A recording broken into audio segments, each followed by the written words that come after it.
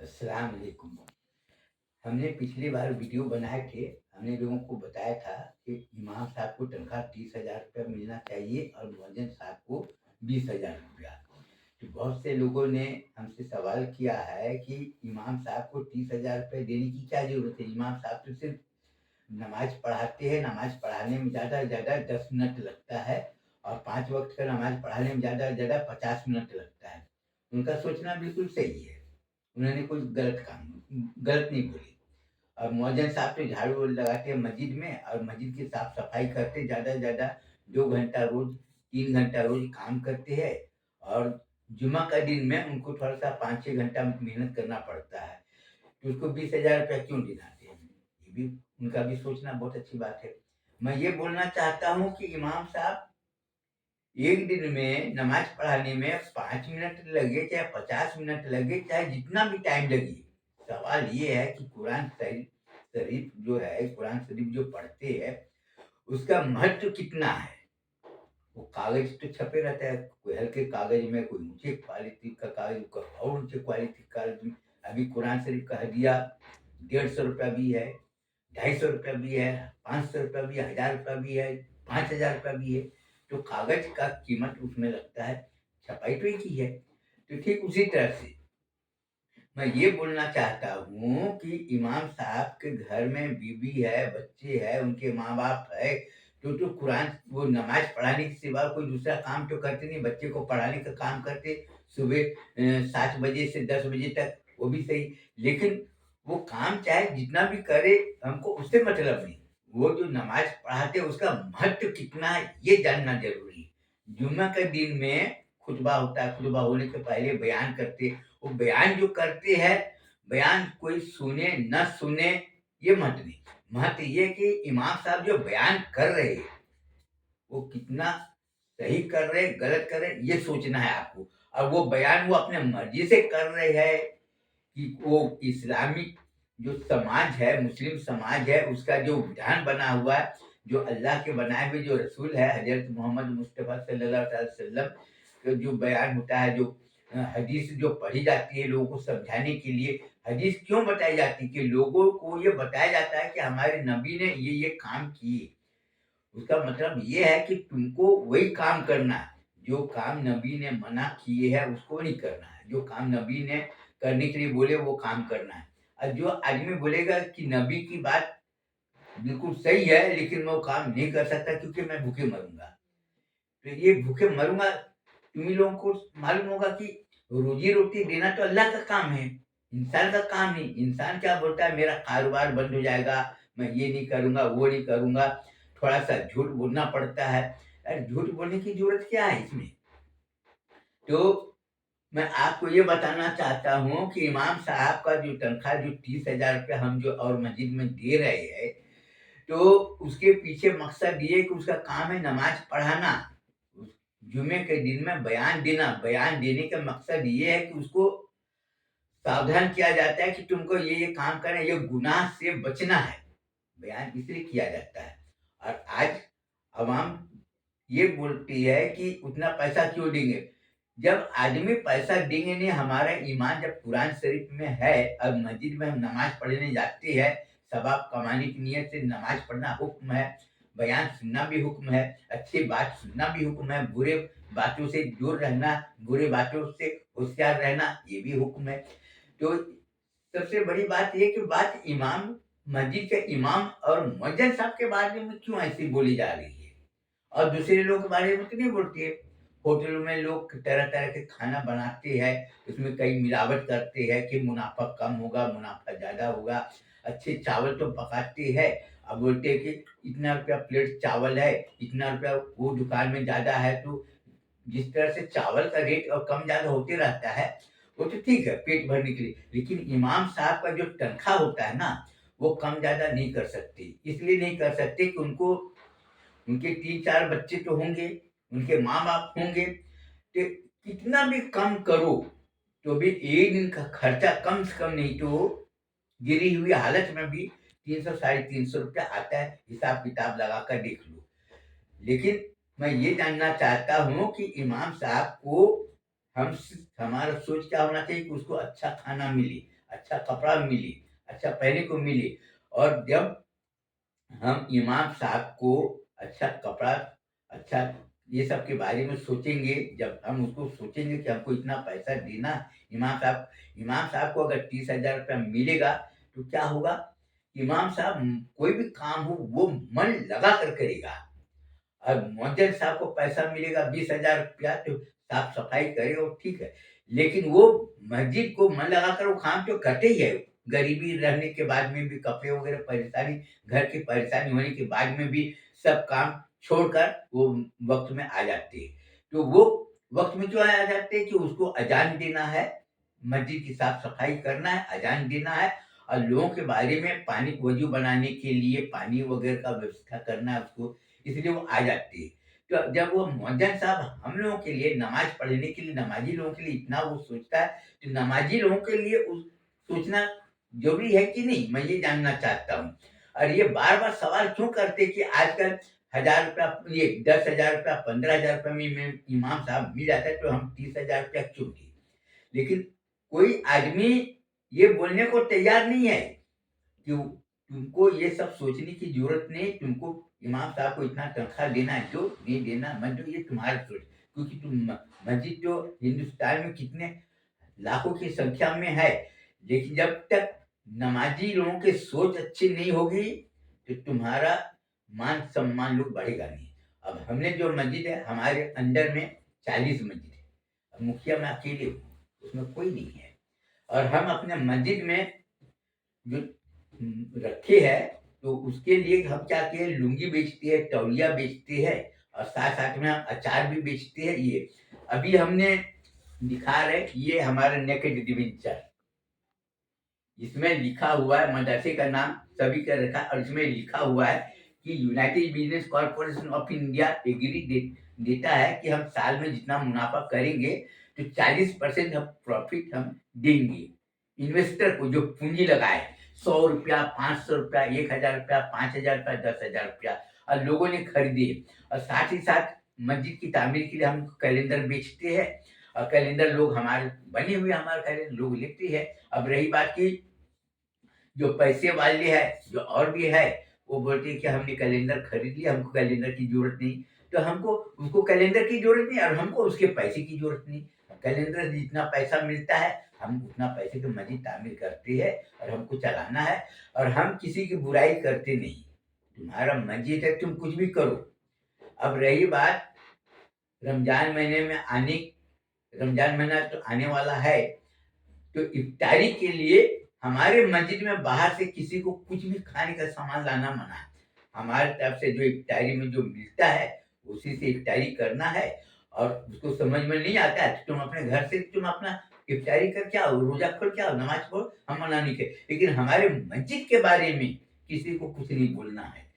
और रही बात अभी हम मदरसा चलाने के लिए हमने जो स्कीम निकाली है कि घर-घर जाके नमक, साबुन, हल्दी, मिर्च, धनिया, वाचिपा और चाय पत्ती बेचो, मदरसा चला।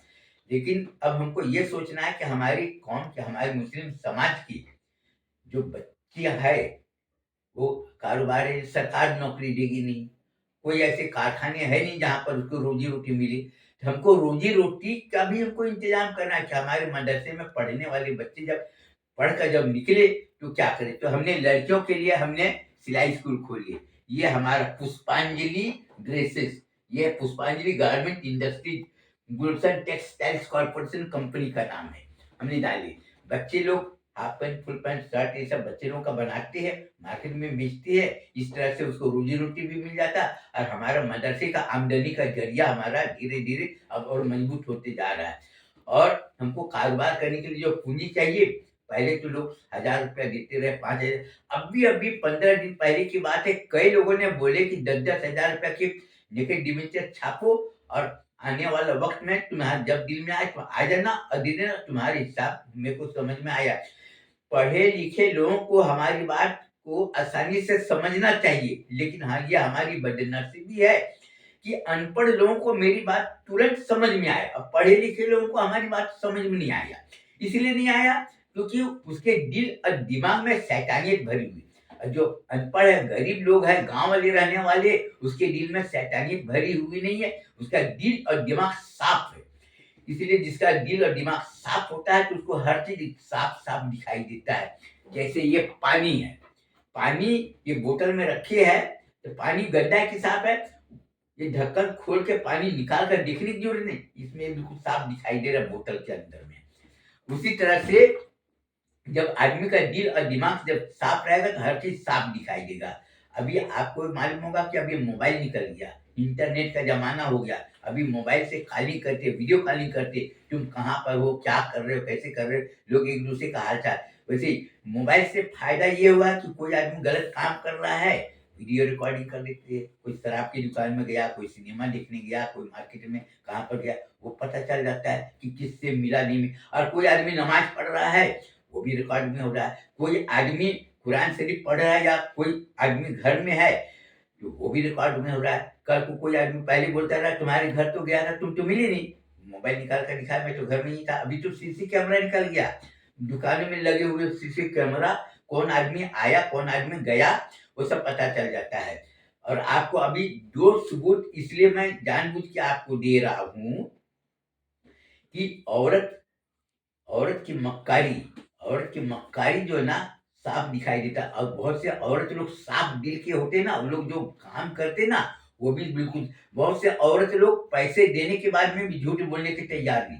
क्यों? क्योंकि उसके माँ बाप ने उसको सिद्धांत और अच्छा संस्कार दिया कि बेटी तुम कभी झूठ मत बोलना, कभी किसी को धोखा मत देना। इससे क्या होगा कि तुम्हारी भी इज्जत बनेगी और हमारी तुम्हारे माँ बाप की इज्जत और यही तालीम मदरसे में मुदरिस देता है, बच्चे लोगों को देता है कि बेटा तुम हमेशा जिंदगी में अच्छे काम करना।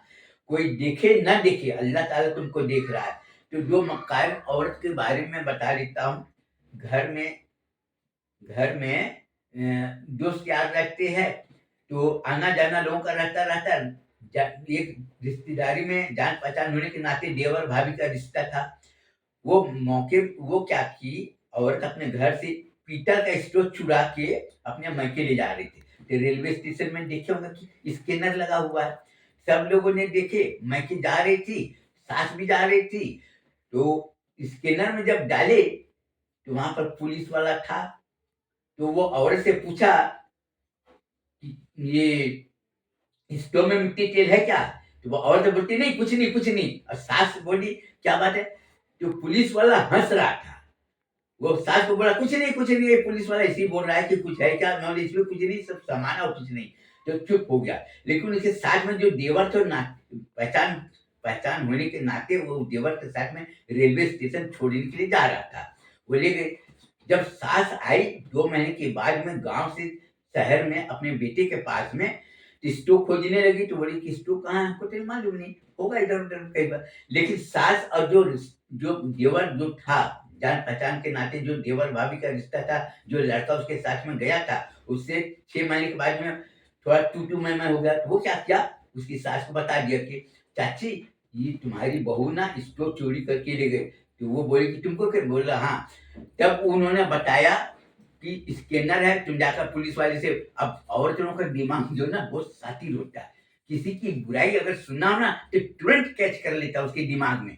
बोला कि ये बता वो पुलिस वाला कैसे बोल रहा था कि स्टोव में मिट्टी तेल है कि नहीं। अब उसकी सास भी गांव की थी, पढ़ी लिखी नहीं थी, लेकिन दिमाग में आया कि हाँ जा तो रहे थे, लेकिन पुलिस वाले को कैसे मालूम। फिर उन्होंने पढ़े लिखे लोगों को बताया कि ऐसी ऐसी बात है।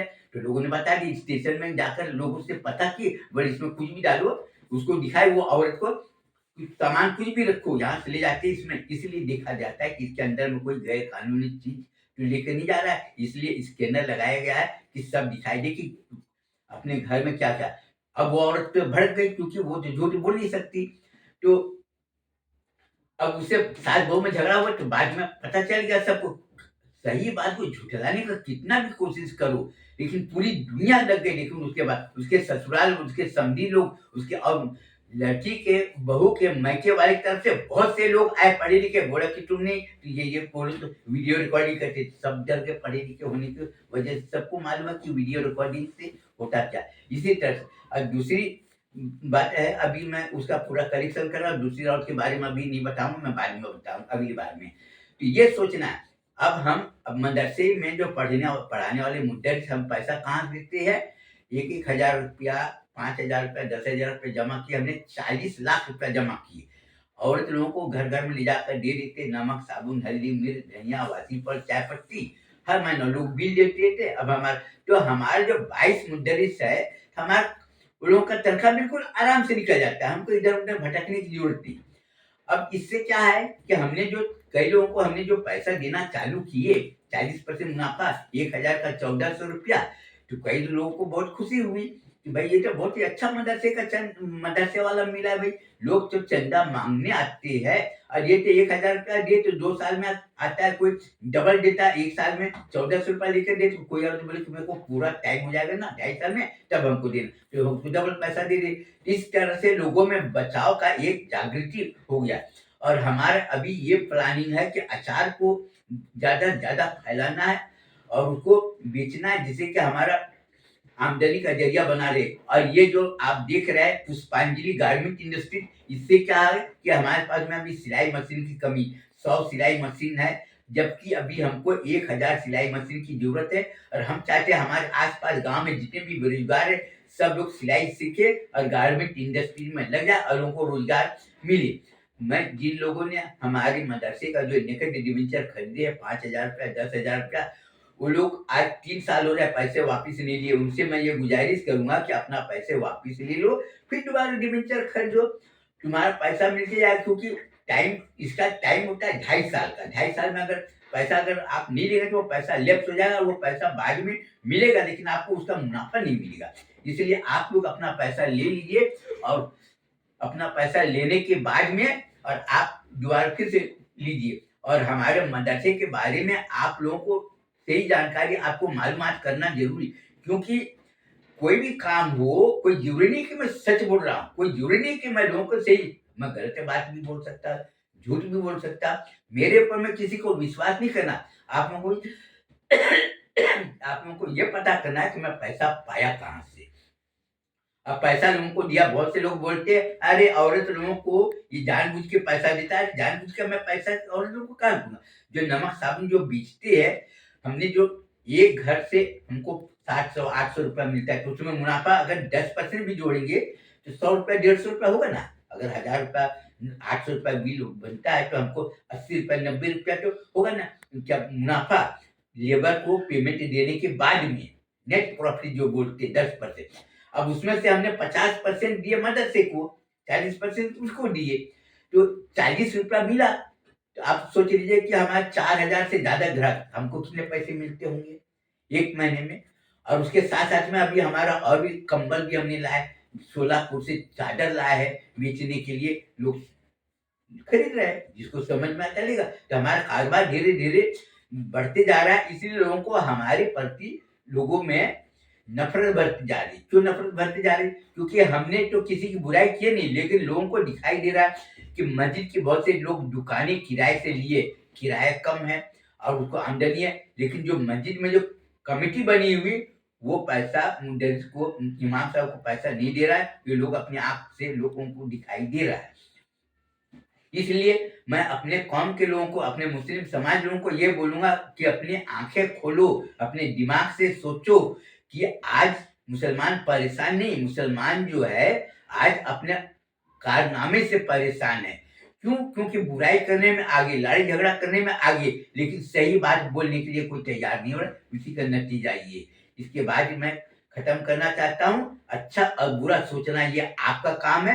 मैं तो यही बोलूंगा, इमाम साहब को 30,000 रुपया हर महीना तनख्वाह दो, अब मुअज्जिन साहब को हर महीना 20,000 रुपया दो, चाहे कुछ भी हो। आप अपने घर में जो बीमार होते हैं उसकी चिंता रहते, लेकिन इमाम साहब के बारे में आप सोचते नहीं। और रही बात मुदर्रिस की, मुदर्रिस का हमारा धीरे धीरे सबको दिखाई दे रहा है, हम अपना तनख्वाह दे रहे हैं। इसके बाद सबको मैं अस्सलाम वालेकुम करता हूँ।